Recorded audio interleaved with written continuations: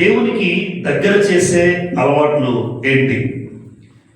దేవునికి దగ్గర చేసే అలవాట్లు మానవ జీవితంలో మనం చాలా మంది ఏం చేస్తామంటే ఒక వ్యక్తికి దగ్గర అవ్వడం చూస్తుంటారు.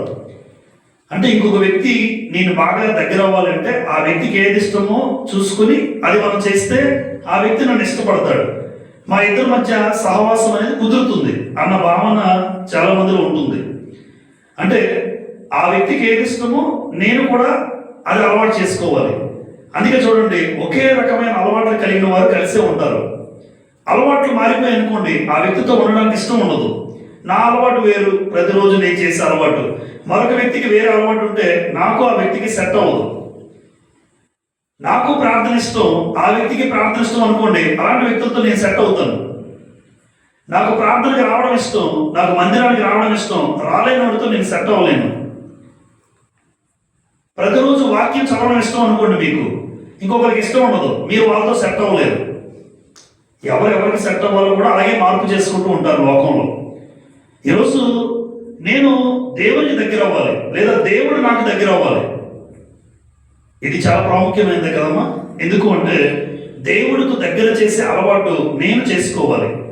నేను ఆయనకి దగ్గర అవ్వాలంటే ఏ రకమైన అలవాటు కలిగి ఉంటే నా జీవితంలో నేను దేవునికి దగ్గర అవుతాను. వాస్తవానికి అసలు అలవాటు అంటే వాడుక అంటాం మనం. వాడుక అంటే ప్రతి దినము చేసే పని అలవాటు అంటారు. అప్పుడప్పుడు చేసేదాన్ని అలవాటు అనరు. ప్రతిరోజు చేస్తే అది అలవాటు. అది మీరు ఏం చేసినా అది అలవాటుగా మారిపోతుంది. అది లేకపోతే మీరు ఉండలేరు. కొంతమంది ఉదాహరణకు ఉదయం లేచిన వెంటనే టీ తాగుతారు, కాఫీ తాగుతారు, అది అలవాటు అంటారు. కొంతమందికి పేపర్ చదవడం అలవాటు, కొంతమందికి వాకింగ్ చేయడం అలవాటు. అంటే ప్రతిరోజు చేసేదాన్ని అలవాటు అంటాం. ఇప్పుడు ఏ అలవాటు నాకుంటే దేవుడు నాకు దగ్గర అవుతాడు, అది ప్రాముఖ్యం. నాకు అలవాటు ఉండాలి. ఆ అలవాటు అప్పుడప్పుడు చేసేది కాదు, ప్రతిరోజు చేసేది అయి ఉండాలి. అలా ఆ అలవాటు దేవుడికి దగ్గర చేయాలి. కాబట్టి ఈ రోజున దేవునికి దగ్గర చేసే కొన్ని అలవాట్లు ఇక్కడ రాశాను నేను. 7 దేవునికి దగ్గర చేసే 7. ఎందుకు జనరల్గా 7 ఎంచుకుంటాం? 7 ఏమన్నాము? సంపూర్ణం. ఉదయం కూడా 7 విషయాలు చెప్పాను. ఉదయకాల ఆరాధనలో 7 విషయాలు, నిర్లక్ష్యం గురించి మాట్లాడాను. మరలా 7 విషయాలు. కారణం ఏంటంటే 7 గ్రంథంలో పరిపూర్ణత, సంపూర్ణతకు సంబంధించింది. ఇది దేవుని సంఖ్య. కనుక ఆ 7 విషయాలు కూడా, ఏ 7 అలవాట్లు మనం నేర్చుకుంటే నేను దేవునికి మరింత దగ్గర అవుతాను. నెంబర్ 1 చదువుకుందాం.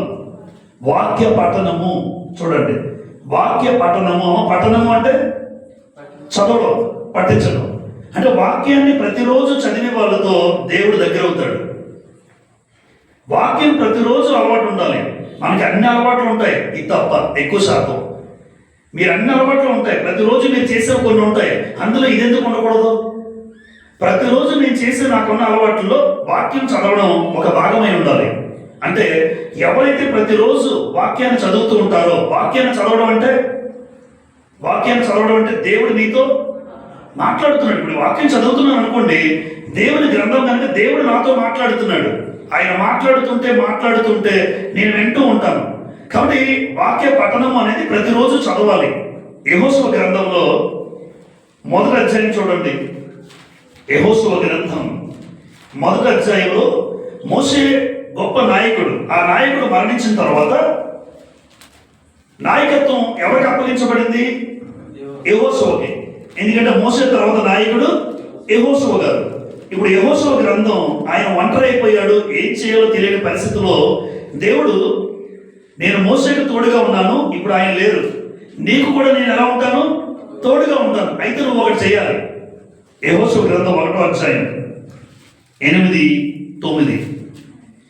ఈ ధర్మశాస్త్ర గ్రంథమును నీవు బోధింపక తప్పిపోకూడదు. దానిలో వ్రాయబడిన వాటన్నిటి ప్రకారము చేయుటకు నీవు జాగ్రత్త పడినట్లు దివారాత్రము.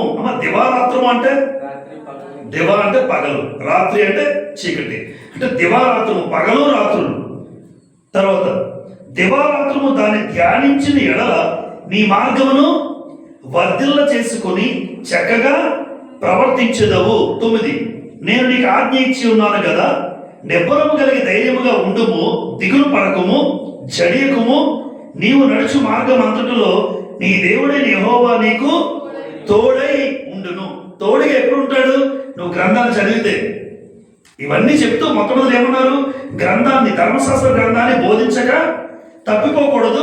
ఆ ధర్మశాస్త్ర గ్రంథాన్ని నువ్వు ధ్యానించాలి, ప్రతిరోజు ధ్యానించాలి, ప్రతిరోజు ధ్యానించాలి, చదవాలి.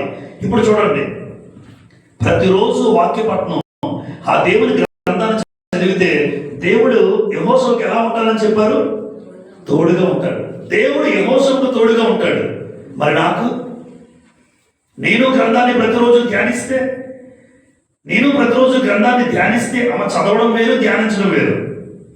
చదవడం అంటే అర్థం ఏంటంటే, ఒక 10 వచనాలు చదివారు కదా, స్పీడ్గా చదివిస్తాం. ఏం చదివాం అని అడిగాను, ఏమో అది చదవడం. మరి ధ్యానించడం అంటే అందులో అర్థాన్ని గ్రహించి చదవడం, ధ్యానించడం. అందుకే చదవడం వేరు, ధ్యానించడం వేరు. చదవడం ఎవరైనా చదువుతారు స్పీడ్గా.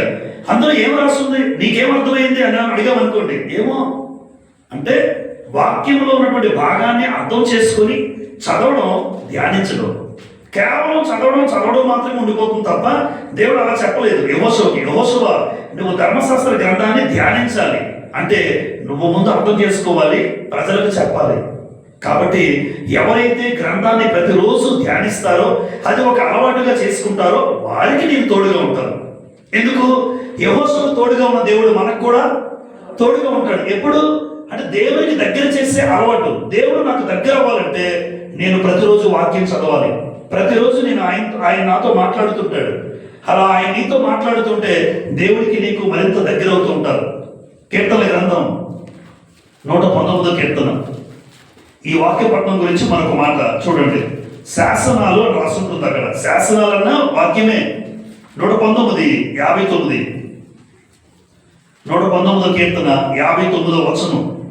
నా మార్గమును నేను పరిశీలన చేసుకుంటుని, నీ శాసనముల తట్టు మరలుకుంటుని అంటే నీ శాసనములు అంటే నీ యొక్క వాక్యం వైపు నేను తిరిగాను అంటున్నాడు.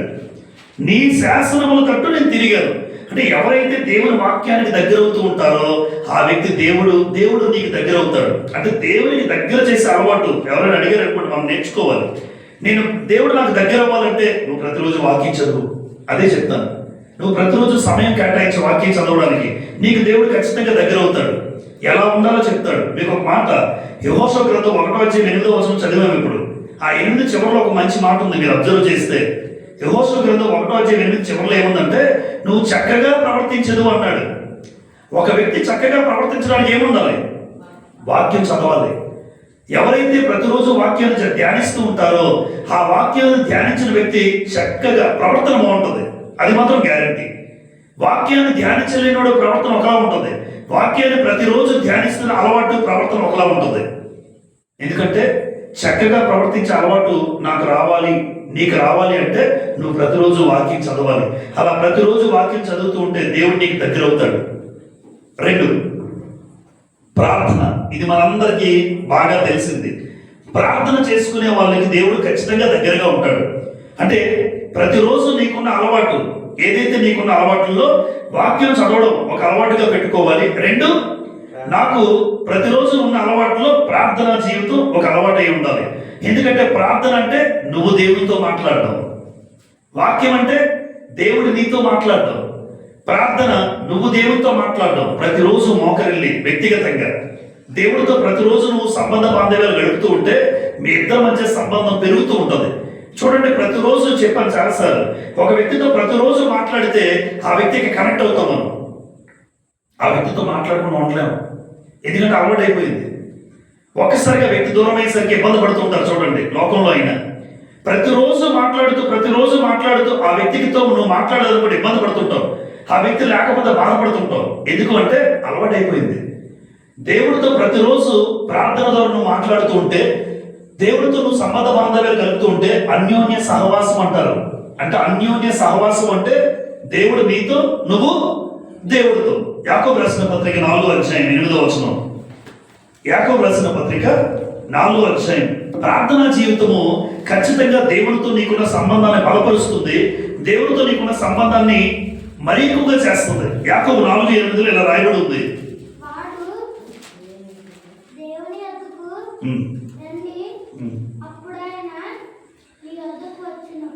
దేవుని యొద్దకు రండి, అప్పుడు ఆయన మీ యొద్దకు వచ్చును. అమ్మ, దేవుని వద్దకు రావడం అంటే ప్రార్థన, దేవునితో మాట్లాడడం అంటే ప్రార్థన. ఇప్పుడు ముందు ఎవరు రావాలి? నేనే రావాలి. నేను దేవుని వద్దకు వస్తే దేవుడు నా దగ్గరికి వస్తాడు. అంటే దేవునికి దగ్గర చేసే అలవాటు ప్రార్థనా జీవితం. అందుకే ఆయన కుమారుడు యేసు ప్రభు కూడా ఈ లోకానికి వచ్చిన తర్వాత మార్క్స్ వార్త 1:35 ఉంటుంది, మీరు చూడండి. మార్క్స్ వార్త 1:35 యేసు ప్రభు పెందలకడ లేచి, పెందలకడ అంటే మరి 3, 4, 5 పెందలకడ, ఇంకెవరు లేవకముందే అరణ్య ప్రదేశానికి వెళ్ళి ఒంటరిగా దేవునికి ప్రార్థన చేసేవాడట. ఎందుకు ఈ అలవాటు వచ్చింది, ఎందుకు చేసుకున్నాడు అంటే అది ప్రభువుకు వాడుక, అది ఆయనకు అలవాటు. పెందలకడ లేచి ప్రార్థన చేసే అలవాటు. ఆ అలవాటు యేసు ప్రభు మరింత దేవునికి దగ్గరగా ఉన్నాడు. ఆయనే కాదు, దానియేలు ప్రార్థన చేసి ప్రార్థనా పరుడేనా? అనుకూలంగా ఉన్నప్పుడే కాదు, సింహాల బోన్లో వేసేస్తారన్న దానియేలుకి ఏ అలవాటు మానుకోలేదు. ఎందుకు అది అలవాటు ఆయనకి. అందుకే దానియేలు ముమ్మారు, దానియేలు కదా 6:10 ఉంటుంది, ముమ్మారు ప్రార్థన చేసే అలవాటు ఎవరికి ఉంది. అందుకే దానియేలు దేవునికి దగ్గర అయ్యాడు. సింహాలు దగ్గర అయిపోయి గుహలో, మీరు చూసినప్పుడు ఆ సినిమా చూస్తున్నప్పుడు అప్పుడప్పుడు చూస్తుంటారు భక్తుల సినిమా. ఆ సింహాలు అంటే క్యాజువల్ గా తీసిన, వాస్తవ గ్రంథాన్ని బట్టి తీశారు కనుక సింహాలు దగ్గరకు వస్తాయి. ఆ దానియేలు అక్కడ కూర్చొని ప్రార్థన చేసుకుంటుంటాడు. దానియేలు ప్రార్థన చేస్తుంటే ఈ సింహాలు ఎలా చూస్తున్నాయి ఎంతగానో, ఆకలితో ఉన్న సింహాలు. అలాంటి సింహాల మూలనే వేస్తారు, ఆ రోజున చట్టం అది. ఆకలితో మకమకలాడుతున్న సింహాల మధ్యకు పంపించిన నోరు మూసుకుని ఉన్నాయి సింహాలు. అంటే దానియేలు చేసిన ప్రార్థనా జీవితం దేవుడు దగ్గర అయ్యాడు. దేవుడు దగ్గర అయితే సింహాలు ఏం చేస్తాయి? నోరు మూసుకున్నాయని రాస్తుంది గ్రంథంలో. సింహాలు నోరు మూసుకుని చూస్తున్నాయి. ఏంటి చేస్తున్నాడు? ప్రార్థన చేస్తున్నాడు అక్కడ కూడా ఆయన. అంటే ప్రార్థనా జీవితం దేవుడికి నిన్ను దగ్గర చేస్తుంది. ఆ ప్రార్థనా జీవితం దేవుడు నీతో ఉంటాడు. అలాంటప్పుడు చుట్టూ శత్రువులు ఉన్నా ఎవరు నేనేమి చేయలేరు. అంటే దేవుడిని దగ్గర చేసే గొప్ప అలవాటు ప్రార్థన, ప్రార్థన జీవితం. అలాంటి ప్రార్థన జీవితం ప్రభు అయిన యేసు కలిగి ఉన్నాడు. అందుకే పెందలకడ లేచి ఉదయాన్నే ఎవరికి చెప్పకుండానే అరణ్యంలోకి వెళ్ళిపోతాడు, ఒంటరిగా దేవునికి ప్రార్థన చేస్తాడని మార్క్స్ వార్త 1:35 మనం చదువుతాం. ఆయనకి అలవాటు ఉంది, పెందలకడ లేచే అలవాటు. మరి మనకు కనీసం ఒక రోజులో 24 గంటల్లో దేవునితో నువ్వు గడిపే సమయం ఎంత, దేవుని దగ్గర నువ్వు మోకరిల్లే సమయం ఎంత, మిగతా వాటికి నువ్వు ఇచ్చే సమయం ఎంత? చాలా ఎక్కువ ఇస్తాం, సమయానికి వృధాగా గడిపేస్తావు. కానీ దేవునికి దగ్గర చేసే ఈ గొప్ప అలవాటు, దేవునికి దగ్గర చేసే ఈ ప్రార్థన జీవితం కలిగే అలవాటు మనం నేర్చుకోవాలి. ఇది అలవాటుగా చేసుకోవాలి. వాక్యం చదవకుండా నేను బయటికి వెళ్ళను, ప్రార్థన చేసుకోకుండా నేను బయటికి వెళ్ళను. అందుకే దేవుని సన్నిధిలో గడపకుండా నా ఇంటి గడప దాటను, ఇది తీర్మానం. దేవుని సన్నిధిలో గడపకుండా నా ఇంటి గడప నేను దాటను. ఈ అలవాటు నాకు ఉండాలి, ఈ అలవాటు మనకు ఉండాలి. ఎందుకు అంటే ఆ వాక్యము, ఆ ప్రార్థన దేవుడికి నిన్ను దగ్గర చేస్తుంది. ఎన్ని ఇబ్బందులు కలిగినా, ఎన్ని విపత్తులు వచ్చినా ఆ విపత్తుల నుంచి దేవుడు తప్పిస్తూ ఉంటాడు. నెంబర్ 3, దేవుడిని దగ్గర చేసే 3వ అలవాటు ఏంటి? కృతజ్ఞతాస్తుతులు చెల్లించుట.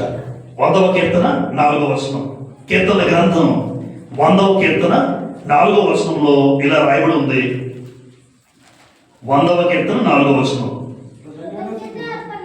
కృతజ్ఞతార్పణలు చెల్లించుచు ఆయన గుమ్మములలో ప్రవేశించుడి, కీర్తనలు పాడుచు ఆయన ఆవరణములలో ప్రవేశించుడి. అంటే కృతజ్ఞతార్పణలు చెల్లించుచు దేవుని గుమ్మములో ప్రవేశించండి. ఎవరైతే కృతజ్ఞతాస్తుతి చెల్లిస్తారో ప్రతి విషయంలో కూడా, మనకేమన్నా తెస్సలోనికీ పత్రికలో 5:16, మీరు ప్రతి విషయంలో కూడా దేవునికి కృతజ్ఞతాస్తుతులు చెల్లించుడి, ఇది దేవుని ఇది దేవుని చిత్తం, యేసుక్రీస్తునందు దేవుని చిత్తం అన్నాడు. కాబట్టి కృతజ్ఞతాస్తుతులు ఎవరైతే చెల్లిస్తారో ఆ కృతజ్ఞతాస్తుతి దేవుడికి నిన్ను దగ్గర చేస్తుంది. ఆ కృతజ్ఞతాస్తుతి దేవుడికి నిన్ను దగ్గర చేస్తుంది. ఇశ్రాయేలు జీవితంలో ఏమి లేదు. రోమపత్రిక చదువుతాం 1వ అధ్యాయంలో. ఈ రోమపత్రిక 1వ అధ్యాయం మీరు 19, 20 వచనాలు చదివితే అక్కడ ఇశ్రాయేలు అంటే కనీసం దేవునికి కృతజ్ఞతాస్తుతి చెల్లించలేదని రాస్తుంది. దేవుడికి కృతజ్ఞతలు చెల్లించలేదు. ఎందుకు?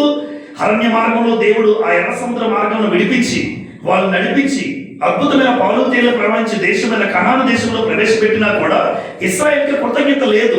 ఆ కృతజ్ఞత లేకపోవడం వల్ల దేవునికి ఇశ్రాయేలు మధ్య దూరం ఏర్పడింది. వాళ్ళు దూరం అయిపోయారు. అరణ్యంలో రాలిపోయారు. ఇప్పుడు కృతజ్ఞతాస్తుతి చెల్లించలేని ఇశ్రాయేలు దేవునికి దూరం అయ్యారు.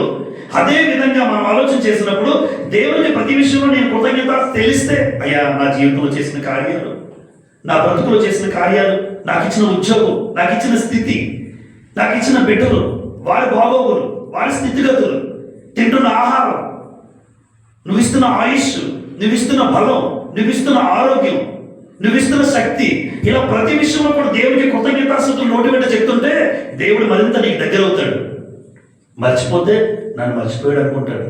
ఇన్ని కార్యాలు చేస్తున్నావు, లేచిన వెంటనే మోకరిల్లి కృతజ్ఞతలు అయ్యా. మరొక దినాన్ని చూశాను, రాత్రి పడుకునే ముందు 10, 11, 12 ఈ దినమంతా కాపాడు, కృతజ్ఞతలయ్యా. మరొక దినం మీ చిత్తమైతే చూడగలుగుతాం. కృతజ్ఞత చెల్లించు, నువ్వు దేవుడికి దగ్గర అవుతావు. కృతజ్ఞత లేదా దేవుడికి దూరం అవుతావు. ఇశ్రాయేలు దూరం అయ్యారు, ఎందుకంటే కనీసం కృతజ్ఞతాస్తుతి కూడా చెల్లించలేకపోయారు. థ్యాంక్స్ అని మాట చెప్పలేకపోయారు దేవుడికి ఆయన చేసిన కార్యాల పట్ల. కనుక కృతజ్ఞతాస్తుతులు దేవుడి నుండి దగ్గర చేస్తుంది. అది చెల్లించకపోతే దేవుడికి నువ్వు దూరం అవుతావు. దేవుడికి దగ్గర చేసే ఒక గొప్ప అలవాటు థ్యాంక్స్ గివింగ్, గ్రాటిట్యూడ్, కృతజ్ఞత. నెంబర్ 4, దేవునికి దగ్గర చేసే 4వ రకమైన అలవాటు పాపము చేస్తారు. పాపాన్ని ఏం చేయాలి? పాపము ఒప్పుకొని మళ్ళా చేయడం కాదు. ఒప్పించుకున్నావు మళ్ళా చేసేస్తావా? పాపాన్ని ఒప్పుకున్న తర్వాత మళ్ళా విడిచిపెట్టాలి. ఇది చేయకూడదు. ఒకసారి పాపం చేస్తావు, ఆ పాపాన్ని ఒప్పుకొని విడిచిపెడితే దేవుడు దగ్గర అవుతాడు. దావీదు ఒకే ఒక పాపం చేశాడు తన బ్రతుకు కాలంలో, తన జీవిత కాలంలో. ఇంకెన్నడూ పాపం చేయలేదు. ఒక్కసారే. పాపం అనేది ఎప్పుడు అంగీకరించింది, ఎప్పుడు ఒకసారి అంగీకరిస్తాడు దేవుడు. ఇప్పుడు ఈ రోజు నేను క్షమించండి తండ్రి, ఇంకెప్పుడు ఈ పాపం చేయను అన్నావు. మళ్ళీ రేపు రాత్రికి ఇదే, క్షమించండి తండ్రి, ఇంకెప్పుడు పాపం చేయను, ఎవరా నువ్వు అంటాడు. ఈ రోజు అన్నావు, మళ్ళీ రేపు మళ్ళీ ఇల్లుండా అంటే దీన్ని కొనసాగిస్తున్నావు తప్ప పాపాన్ని ఒప్పుకొని ఏమన్నాడు దేవుడు? పాపాన్ని ఒప్పుకొని ఏం చేయాలి? విడిచిపెట్టాడు దావీదు. ఒకే ఒక్క చిన్న పాపం ఆయన జీవితంలో మచ్చగా మిగిలిపోయినా ఒక్కసారి చేసిన పాపాన్ని విడిచిపెట్టాడు. ఇంకెన్నడూ ఆ పాపం వైపు కూడా చూడలేదు. అందుకే దావీదు దేవునికి దగ్గరయ్యాడు. దేవునికి దగ్గర చేసే అలవాటు పాపాన్ని ఒప్పుకొని ఇంకెన్నడూ దాని వైపు కూడా చూడకూడదు. అసహ్యం పుట్టాలి, అసహ్యం. సామెతల గ్రంథం 28:13లో, సామెతలు 28:13లో అతిక్రమము దాచిపెట్టువాడు వర్ధిల్లడు అని ఉంటుంది. వాటిని ఒప్పుకొని విడిచిపెట్టువాడు కనికరం, దేవుని కనికరాన్ని పొందుకుంటాడు. కాబట్టి అతిక్రమములు దాచిపెట్టుకుంటే ఎవరో చూడలేదు కదా, అమ్మా నాన్నకి తెలియదు కదా, సంఘంలో ఎవరికి తెలియదు కదా. నువ్వు దాచిపెట్టుకున్నంత వరకు వర్ధిల్లో. దాచిపెట్టుకుంటే దేవుడికి దూరం అవుతావు. ఆదాము కూడా పాపాన్ని ఏం చేశాడు తెలుసా? దాచిపెట్టుకున్నాడు రాస్తుంది యోబు గ్రంథం 31:33లో. యోబు 31:33 చూస్తే మీరు, ఆదాము పాపాన్ని దాచిపెట్టుకున్నాడు కనుక దేవుడికి దూరం అయ్యాడు, దగ్గర అయ్యాడు. ఆదాము దూరం అయ్యాడు. ఏదేదో తోటలోంచి ఖాళీ చేయబాబు, ఖాళీ చేయించాడు, వెళ్ళగొట్టబడ్డాడు.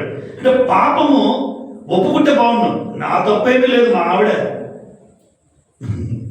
ఆయనది కాదట. ఎందుకు ఆదాము నువ్వు ఎక్కడ అన్నాడు దేవుడు ఆదికాండం 3:10.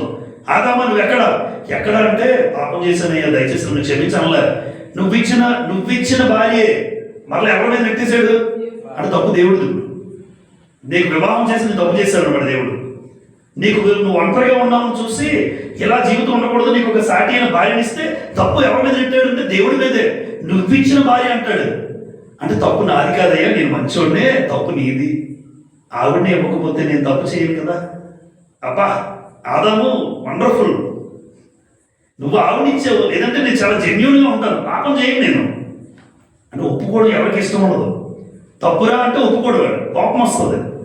పాపాన్ని ఎవరైతే ఒప్పుకుంటారో ఆ ఒప్పుకున్న పాపాన్ని తిరిగి ఎప్పుడు చేయకపోతే దేవుడు, అందుకే దావీదు దేవునికి ఇష్టానుసారుడైన మనుషుడు. ఎందుకు దావీదు దేవుడి దగ్గర అయిపోయాడు? ఒకసారి చేసిన పాపం విడిచిపెట్టేశాడు, ఇంకెన్నడూ దాని వైపు కూడా చూడలేదు. అలాంటి వ్యక్తిత్వం కలిగిన వాళ్ళకు దేవుడు దగ్గర అవుతాడు. నా జీవితమైనా మీ జీవితమైనా పాపం దేవుడికి దగ్గర చేసే అలవాటు ఏంటంటే ఒప్పుకున్న పాపం మళ్ళా నువ్వు చేయకూడదు. ఎజ్రా గ్రంథం 8:1 ఎజ్రా గ్రంథం 8:1 ఇలా రాస్తుంది చూడండి.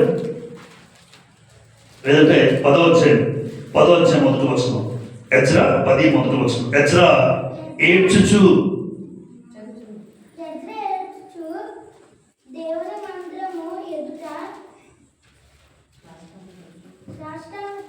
సాష్టాంగపడుచు పాపమును ఒప్పుకొని రైట్ అమ్మ, పాపాన్ని ఒప్పుకొని విడిచిపెడితేనే ప్రార్థన దేవుడు వింటాడు. హృదయంలో పాపం ఉంటే దేవుడు మన ప్రార్థన వినడు. 66 కీర్తన 18 మీరు చూడండి. తర్వాత 66 కీర్తన 18లో ఎవడైనా హృదయంలో పాపము లక్ష్యము చేసిన ఎడల ప్రభువు వాని మనవి వినకపోవునని ఉంటుంది 66:18 కీర్తనలో. అంటే ఎజ్రా ఏడుపు వచ్చింది. పాపం విడిచిపెట్టినప్పుడు ఏడుపు వస్తుందమ్మా, ఏడుపు వస్తుంది, దుఃఖం వస్తుంది. ఏ పాపం అయితే చేసావో ఎజ్రా ఏడుస్తున్నాడు. దేవుని మందిరం మీద సాష్టాంగపడుచు పాపమును ఒప్పుకొని ప్రార్థన చేశాడు. అందుకే ఒప్పుకొని విడిచిపెట్టు, ఖచ్చితంగా దేవుడి కనికరాన్ని పొందుకుంటాం. దేవుడు నీకు దగ్గర అవుతాడు. దేవుడికి దగ్గర చేసే గొప్ప అలవాటు పాపముతో ఉంటే కాదు. పాపం ఉంటే నువ్వు దేవుడికి దూరం అవుతావు. పాపం ఉంటే దేవుడు నిన్ను దూరం పెడతాడు. పాపం లేకపోతే దేవుడిని దగ్గర పెడతాడు. యేసుప్రభు ఎందుకు దూరం అయ్యాడు తెలుసా? చాలా మందికి యేసుప్రభు ఎందుకు చేయి విడిచిపెట్టేశాడు? దేవుడు ఇష్టం లేక. యేసుప్రభు పాపంతో నిండిపోయాడు. మనందరి పాపాలు ఎవరి మీద ఉన్నాయి? ఆయన మీద. ఆ పాపంతో నిండిపోయినప్పుడు దేవుడు యేసుప్రభు చూసినప్పుడు పాపం కనబడుతుంది. పాపపు ఇష్టంగా కనబడుతున్నాడు ఆయన. పాప శరీరంతో కనబడుతున్నాడు. ఎంత కొడుకైనా విడిచిపెట్టేశాడు. నా దేవా నన్ను ఎందుకు విడిచావంటే నువ్వు పాపంతో నిండిపోయావు నాన్న. నువ్వు మొత్తం పాపంతో నిండిపోయావు. మనుషులందరూ పాపాలు నీ మీద ఉన్నాయి. నేను నిన్ను దగ్గరికి తీసుకోలేను. పాపాన్ని కోసం నువ్వు మరణమయ్యాడు. అంటే ఆయన దగ్గర పాపం ఉన్నా తన సొంత కొడుకునే దూరం చేసుకున్నాడు. మనం ఒక లెక్క. నాలో పాపం ఉంటే నాకు దేవుడు దూరం అవుతాడు. పాపాన్ని విడిచిపెడితే నాకు దేవుడు దగ్గర అవుతాడు. నెంబర్ 5, దేవునికి దగ్గర చేసే అలవాట్లు 5, ఒకరినొకరు ప్రేమించడం. గొప్ప అలవాటు అమ్మా. ఒకరినొకరు ప్రేమిస్తే దేవుడు నీకు దగ్గర అవుతాడు. యోహాను సువార్త 13:34లో ఈ మాట రాస్తుంది. యేసు ప్రభువు స్వయంగా శిష్యులతో మాట్లాడుతూ యోహాను సువార్త 13:34లో మీరు ఒకరినొకరు ప్రేమింపవలనని మీకు కొత్త ఆజ్ఞ ఇచ్చుచున్నాను. నేను మిమ్మును ప్రేమించినట్టే మీరును ఒకరినొకరు. ఇది కండిషన్. నేను ఎలాగైతే మిమ్మల్ని ప్రేమించానో మీరు కూడా ఒకరినొకరు ఏం చేసుకోవాలి? ప్రేమించాలి. అది దేవుడు కోరుతున్నది. కాబట్టి ప్రేమ దేవుడికి నేను దగ్గర చేస్తుంది. ఒకరినొకరు ఎప్పుడు ప్రేమించాలి. ఒకరి మీద ఒకరు ఎప్పుడూ సొడుక్కోవడం, ఒకరి మీద ఒకరు ఎప్పుడు ద్వేషంగా మాట్లాడుకోవడం, కల్మషాలతో ఉండడం, వేషధారంతో బ్రతకడం, కపడం మనసులో ఉంచుకుని బయటకు ఒకలా ప్రవర్తించడం వేస్ట్. మనసులో ఉన్నది బయటకు ప్రవర్తించి అంతే. అంతేగాని లోపల ఒకటి పెట్టుకుని ఆ వ్యక్తితో ప్రేమగా నువ్వు మాట్లాడడం చేత కాదు, అది రాదు. అలా కూడా ఉంటారు కొంతమంది. దానివల్ల ఉపయోగం ఏంటంటే మనసులో ఒకటి పెట్టి నువ్వు మాట్లాడుతున్నావు అంటే నువ్వు దేవుడికి దగ్గర అవ్వు. మనసులో ఏదైతే ఉందో బయట కూడా అదే ఒపీనియన్ ఉండాలి మనకి. చూడండి, యోహాను రాసిన మొదటి పత్రిక 4:12. యోహాను రాసిన మొదటి పత్రిక 4:12. యోహాను రాసిన మొదటి పత్రిక 4:12. ఏ మానవుడును దేవుని ఎప్పుడును చూచి ఉండలేదు. మన మొకడినొకడు ప్రేమించిన ఎడల దేవుడు మన యందు. అంటే ఒకరినొకడు ప్రేమిస్తే మన మధ్య ఎవరున్నట్టు? నేను మనస్ఫూర్తిగా మిమ్మల్ని ప్రేమించి మిమ్మల్ని గౌరవిస్తూ మీరు మనస్ఫూర్తిగా నన్ను ప్రేమిస్తే మన మధ్య దేవుడు ఉన్నాడని అర్థం. మన దేవుడు ప్రత్యక్షంగా కనబడ్డు. ఒక వ్యక్తిని మనస్ఫూర్తిగా ప్రేమిస్తే దేవుడు ఉన్నాడని అర్థం. కానీ మనసులో ఒకటి పెట్టుకుని ద్వేషిస్తే ఆ వ్యక్తి మధ్యలో దేవుడు లేడు. దయ్యం ఉన్నది, దయ్యం, అపవాది. కనుక ఒకరినొకరు ప్రేమించే మనస్తత్వం ఎప్పుడు కలిగి ఉండాలమ్మా, ఎప్పుడు కలిగి ఉండాలి. ఈ ప్రేమించడం, అందుకే ప్రేమ లేనివాడు దేవుణ్ణి ఎరుగడు అని రాస్తుంటుంది అక్కడ 4:7లో 4:8లో. ప్రేమ లేనివాడు దేవుని ఎరుగడు. ప్రేమ అన్ని దోషాలను కప్పేస్తుంది. ప్రేమ అన్ని పాపాలను కప్పేస్తుంది. కాబట్టి ప్రేమ ఖచ్చితంగా దేవుడు ఈ లోకాన్ని ప్రేమించాడు. యేసుప్రభు ప్రేమించి ప్రాణం పెట్టాడు. వాళ్ళు చెప్తుంది ఒకటే, మీరు ఒకరినొకరు ప్రేమించుకుంటే ఖచ్చితంగా మీరు నాకు దగ్గర అవుతారు, మీరు నాకు పిల్లలు అవుతారు. ప్రేమ లేకపోతే నా పిల్లలు కారు అన్నాడు.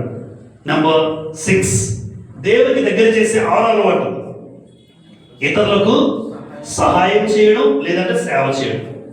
ఇతరులకు సహాయం చేసే అలవాటు నీకుంటే, ఇతరులకు సేవ చేసే అలవాటు నీకుంటే దేవుడు నీకు దగ్గర అవుతాడు. మత్తయి సువార్త 25వ అధ్యాయం చూడండి. మత్తయి సువార్త 25వ అధ్యాయం. మత్తయి సువార్త 25వ అధ్యాయం 35-36 వచనాలు. నేను ఆకలి కొట్టిని, మీరు నాకు భోజనం పెట్టింది. దప్పికొంటిని, నాకు దాహం ఇచ్చింది. పరదేశినై ఉంటిని, నన్ను చేర్చుకుంటుంది. దిగంబరునై ఉంటిని, నాకు బట్టలు ఇచ్చింది. రోగినై ఉంటిని, నన్ను చూడవచ్చింది. చెరసాల్లో ఉంటిని, నా యొద్దకు వచ్చిందని చెప్పును. ఇక్కడ కొన్ని కార్యక్రమాలు ఉన్నాయి. అమ్మ ఎప్పుడైనా అబ్జర్వ్ చేశారా? ఆకలి ఉన్నవాడికి భోజనం పెట్టడం నెంబర్ 1. దాహం ఉన్నవాడికి దాహం ఇవ్వడం. ఎవరైనా కొత్త వాళ్ళు పరదేశిగా ఉన్నవాడిని చేర్చుకోవడం. బట్టలు లేని వాడికి బట్టలు ఇవ్వడం. హాస్పిటల్లో రోగంలో ఉన్న వాళ్ళని చూడాలి, అది కండిషన్. హాస్పిటల్లో రోగంతో ఉన్న మన సహోదరు సంఘంలో ఎవరైనా ఉంటే పరామర్శించడం మన బాధ్యత. అది కూడా ఆయన చేసినట్టు కాదు. ఇప్పుడు వాళ్ళకి చేస్తే ఎవరైనా చేసినట్టు చెప్తారు చూడండి 36లో. దిగంబర్ ఏంటి 37. అందుకు నీతిమంతులు, ప్రభువా ఎప్పుడు నీవు ఆకలి ఉండి చూసి నీకు ఆహారం ఇచ్చితివి, నీవు దప్పుకొని ఉండే చూసి ఎప్పుడు దాహం ఇచ్చితివి, ఎప్పుడు మీకు చేర్చుకున్నాము, ఎప్పుడు దిగంబరిగా ఉండే బట్టలు ఇచ్చాము, ఎప్పుడు రోగి ఉండుట చెరసాలలో ఉండుట మేము చూసామని అడుగుతున్నారు. అక్కడ ఎప్పుడయ్యా? 40. అందుకు రాజు మిక్కిలి అల్పులైన ఈ నా సహోదరులలో ఒకనికి మీరు చేసిదిరి కనుక నాకు చేశారు. చూసారా? అంటే దేవుడు దగ్గర అవడం ఎప్పుడు అంటే, మీరు ఒకరు చేస్తే నాకు దగ్గర అవుతారు. మీరు ఎప్పుడు చేశారు? బట్టలు ఇచ్చారు, మీరు ఎప్పుడు అన్నం పెట్టారు, మీరు ఎప్పుడు దాహం ఇచ్చారు, మీరు అవసరంలో ఉన్న వారికి ఎవరైనా సహాయం చేశారా? ఎవరెవరికో చేయక్కర్లేదు, కనీసం సంఘంలో వాళ్ళు చేయగలిగితే చాలు. మనం ఎక్కడెక్కడ గొప్ప గొప్ప కార్యక్రమం చేయలేకపోవచ్చు. కనీసం సంఘంలో అక్కర్లో ఉన్నవాడు, కనీసం సంఘంలో హాస్పిటల్కి వెళ్ళినాడు పరామర్శించామా, కనీసం సంఘంలో ఉన్నవాడు, అలాంటి వాళ్ళకి మనం చేయకపోతే బయట విషయం దేవుడు అన్నాడు. కనీసం నీ కళ్ళ ముందు నీ దృష్టికి వచ్చినప్పుడు కూడా నువ్వు పరామర్శించలేకపోయినా, వాళ్ళ అవసరాలు నీకున్న దాంట్లో అవసరాలు తీర్చకపోయినా, వాళ్ళకి చేస్తే నాకు చేసినట్టు. అంటే దేవుడికి దగ్గర చేసే గొప్ప అలవాటు ఇతరులకు సహాయం చేయడం, ఇతరులకు సేవ చేయడం నీకు చేతనైతే ఖచ్చితంగా ఇదొక మంచి అలవాటు. ఎందుకంటే వాళ్ళకు చేస్తే నాకు చేసినట్టు అన్నాడు.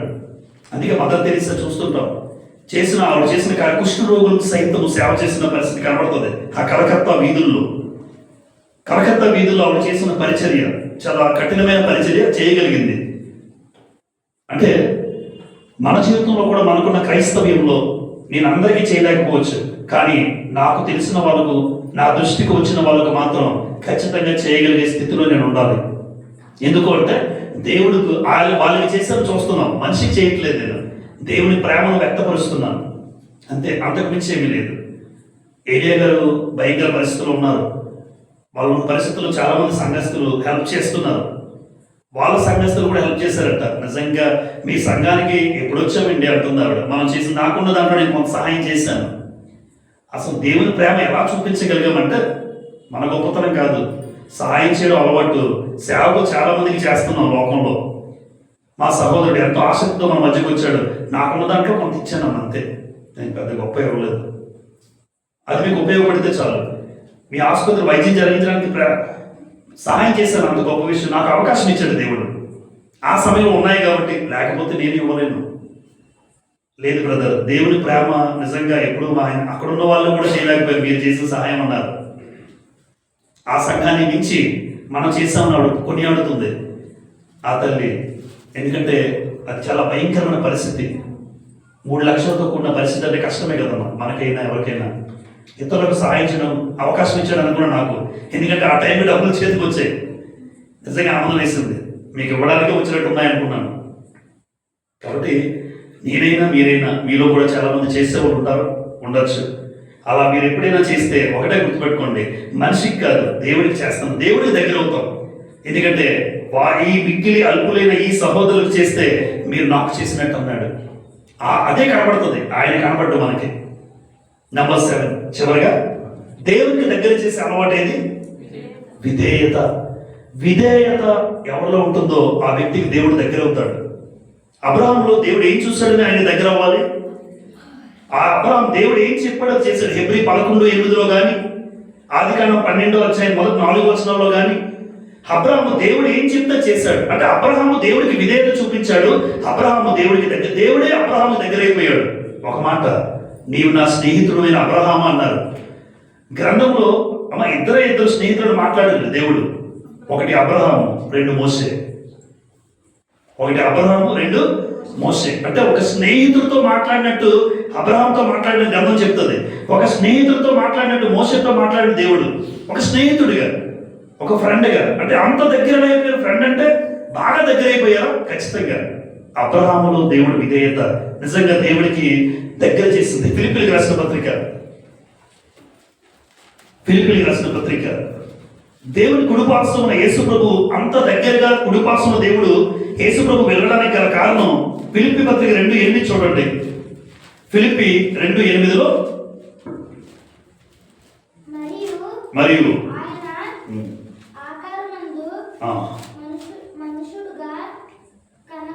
మరియు ఆకారమందు మనుషుడిగా కనబడి మరణము పొందినంతగా, అనగా శిలువ మరణము పొందినంతగా విధేయత చూపిన వాడై తన్ను తాను. రైట్. అంటే శిలువ మరణం పొందినంతగా యేసుప్రభు ఎంతగా తగ్గించుకున్నాడో, విధేయత చూపిన వాడై అన్నాడు. యేసుప్రభు విధేయత చూపించి తగ్గించుకుంటే తండ్రి తన కుడిపార్శ్వన కూర్చుని పెట్టుకున్నాడు. ఎక్కడున్నాడు యేసుప్రభు? ఇప్పుడు తండ్రి కుడిపార్శ్వన మనందరి కోసం ఇప్పటికి కూడా విజ్ఞాపన చేస్తున్నాడని రాసింది గ్రంథంలో. యేసుప్రభు ఇప్పుడు ఏం చేస్తున్నాడు అని అడిగారు అనుకోండి. యేసుప్రభు ఇప్పుడు ఏం చేస్తున్నాడంటే రోమా 8:34 ప్రకారం మనందరి కోసం ఇప్పటికీ ఆయన విజ్ఞాపనం చేయించున్నాడు దేవుడికి. తండ్రి కుడిపార్శ్వన ఉన్నటువంటిది యేసుప్రభు. విజ్ఞాపనం అంటే యేసుప్రభు ఎంతగా విధేయత చూపించాడో అంతగా దేవుడికి దగ్గరయ్యాడు. దేవుడికి కుడిపార్శ్వం అంటే బాగా దగ్గరగా ఉన్నాడు. ఈరోజు సంఘంలో ఈ మాటలు వింటున్న మనం కూడా దేవుని మాటలకు విధేయత చూపించి నువ్వు బతికితే, నిన్ను నువ్వు తగ్గించుకొని దేవుని మాటలకు విధేయత చూపించి బ్రతికితే దేవుడు నీకు దగ్గర అవుతాడు, నాకు దగ్గర అవుతాడు. ఖచ్చితంగా అబ్రహాముకు దగ్గరైన దేవుడు మనకి దగ్గర అవుతాడు. అయితే మనం చూపించాల్సింది విధేయత. కనుక దేవుడిని దగ్గర చేసే 7 ప్రాముఖ్యమైన అలవాట్లు: వాక్య పఠనం, ప్రార్థన, కృతజ్ఞతాస్తుతులు చెల్లించుట, పాపం ఒప్పుకొని విడిచిపెట్టుట, ఒకరినొకరు ప్రేమించుట, ఇతరులకు సహాయము లేదా సేవ చేయడం, విధేయత. ఈ 7 ప్రాముఖ్యమైన అలవాట్లు దేవుడికి నన్ను దగ్గర చేస్తాయి. అలవాటు అనగానే మరోసారి చివరిగా, అలవాటు అంటే ప్రతిరోజు చేసే క్రమంలో ఉండాలి. అప్పుడప్పుడు కాదు, ప్రతిరోజు మనం చేయడం నేర్చుకోవాలి. అవకాశం వచ్చినప్పుడల్లా 7 కార్యక్రమాలు ఒక్కసారి మన జీవితంలో ఇది నాకు అలవాట కాదా, నా దృష్టికి వస్తే నేను చేయగలుగుతున్నా లేదా, ఖచ్చితంగా అలా చేయగలిగితే దేవుడు నీకు దగ్గర అవుతాడు. అంతకన్నా గొప్ప భాగ్యం ఏముంది? మనుషుల దగ్గరైనా మోసాలు జరుగుతాయి. దేవుడి దగ్గరైతే నీకున్న బాధ, వేదన, ఇరుకు, ఇబ్బంది, సమస్యలు, నిందలు, అవమానాలు సమస్తము దూరం అవుతాయి. దేవుడు నీకు దగ్గరగా ఉంటాయి. అలా దేవుడికి దగ్గరయ్యే ఈ 7 అలవాట్లు మనందరం పొందుకోవాలని ప్రయత్నం చేయాలని నన్ను నేను హెచ్చరించుకుంటూ మీకు మనం చేస్తున్నాను.